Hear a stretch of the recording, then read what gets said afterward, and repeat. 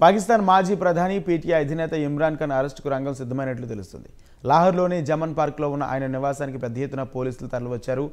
తొషాఖానా కేసులో ఆయన అరెస్ట్ చేసే అవకాశాలు కనిపిస్తున్నాయి. ఈ క్రమంలో పీటీఐ కార్యకర్తలు అక్కడికి భారీ ర్యాలీ చేరుకోవడంతో తీవ్ర ఉద్రిక్తత నెలకొంది.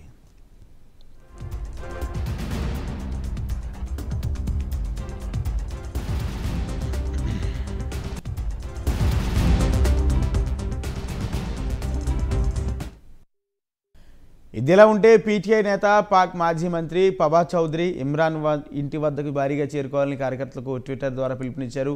అంతేకాదు ఖాన్ను అరెస్టు చేస్తే తీవ్ర పరిణామాలు ఎదుర్కోవాల్సి వస్తుందని పాక్ ప్రభుత్వాన్ని హెచ్చరించారు. ఇప్పటికే తమ నేతపై 74 కేసులు ఉన్నాయని, ఒక వ్యక్తి ఇన్ని కేసులో కోర్టులకు హాజరు కావడం అసాధ్యమని పబాజ్ అన్నారు. త్వరలో పంజాబ్లో జరగబోయే సాధారణ ఎన్నికలను వాయిదా వేయించడానికే పాలకులు ఇమ్రాన్ అరెస్టుకు ప్రయత్నిస్తున్నారని ఆరోపించారు.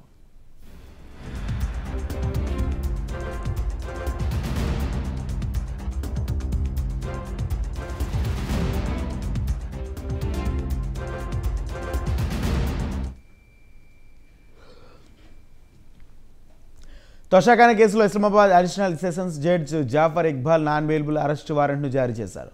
ఫిబ్రవరి 28వ తేదీతో ఆ వారెంట్ ఉంది. కోర్టుకు గైహాజరు రావడంపై మండిపడ్డ న్యాయస్థానం ఈ వారెంట్ జారీ చేసినట్లు తెలుస్తుంది. పీడీఎం ప్రభుత్వం పాక్లో కొలువు తీరాక ఇమ్రాన్ ఖాన్ హయాంలో జరిగిన అవినీతి కూపీలాగడం ప్రారంభించింది.